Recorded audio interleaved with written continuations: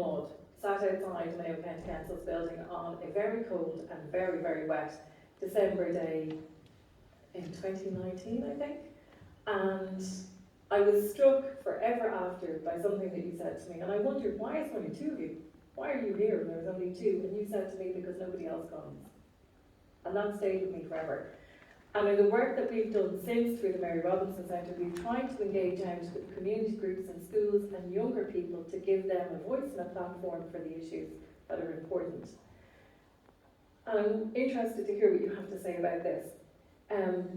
So firstly, I know why you're so passionate about climate change, but I'd like you to share that story with the room, your background, your family background, and then equally, how do you think that the young people here in Mayo, do you think they share your perspective on the challenges that we face, or how do we engage them if they're not as engaged as you are? Yeah, well, you're correct that for the 37 or 38 weeks that myself and my sister, we went on strike from school every Friday from 9 until 3. So actually longer than the school day would have been on a Friday in front of the Mayo County Council offices. And a few times we were joined by other people, sometimes older people, a few times younger people. But in general, week in, week out, it was just myself and my sister. And the reasons that myself and my sister became climate activists was, as I said, for young people, I think everyone, pretty much everyone at Mayo, all young people, are aware of the climate crisis. But for me, it really was a light bulb moment when I saw that I could have an impact. And I think for a lot of young people, they maybe haven't seen that the impact that their voices can have. It's a significant sacrifice to go on strike from school, to protest every week in terms of education and also otherwise. So not everyone is able to make that sacrifice. I was able to do that when we started because I was in TY. I'm not sure if I would be here right now if everything that happened that year with climate activism, with Fridays for Future, with Greta Thunberg, if that had happened another year, I don't know if I would have had the opportunity to do what I've done since then. So I think in terms of young people, I think on the whole, a lot of young people do know about the severity of the climate crisis. They do understand that, and they do really care, but not all of them have the opportunity to go out and to take action on the streets.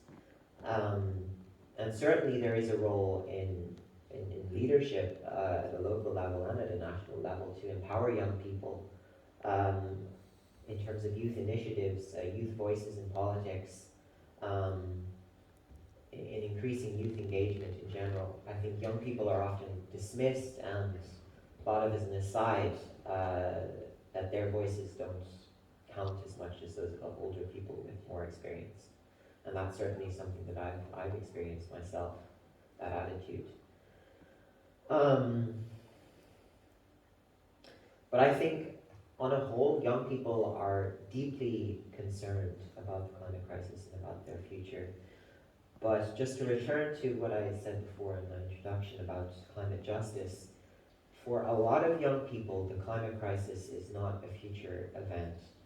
And in my case, one of the main prompting factors for becoming a climate activist was the very real impacts that I was seeing from living on Clare Island, on an offshore island, seeing the changing weather.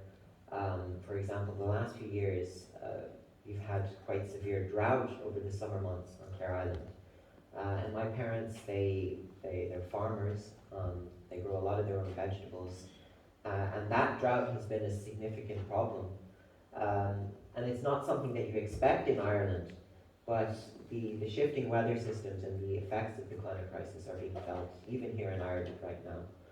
But across the globe, those effects are being felt to an extreme extent. Just this last month in India and Pakistan, there have been sustained heat waves where temperatures have reached over 50 degrees Celsius. The IPCC, which is the UN scientific body on climate change, recently released a statement saying that this heat wave, which is, I think, 100 times more likely the effects of the climate crisis and human-caused CO2 emissions, that this heat wave is testing the limits of human survivability. So for a lot of people around the world, the climate crisis is not a future event. And I think it's really great that the Kenyan ambassador spoke at this panel today, because there has to be this link made between young people like me and people in this room for whom the climate crisis is, by and large, a future fear, and the people for whom the climate crisis is a present reality which affects their day-to-day lives. And I think when we link these two different paradigms together, and we recognize the current effects of the climate crisis, which by and large are affecting people living in global south countries, in equatorial regions. When we link that with the fear that people have now for their futures in the developed world, and recognize that we are all in this together, we don't have the same historic responsibility and current present responsibility for emissions. We here in this room have much larger responsibilities for CO2 emissions and CO2 emission reductions than people living in developed nations.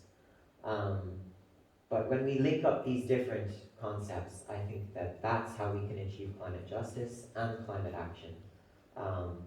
Yeah. Thank you.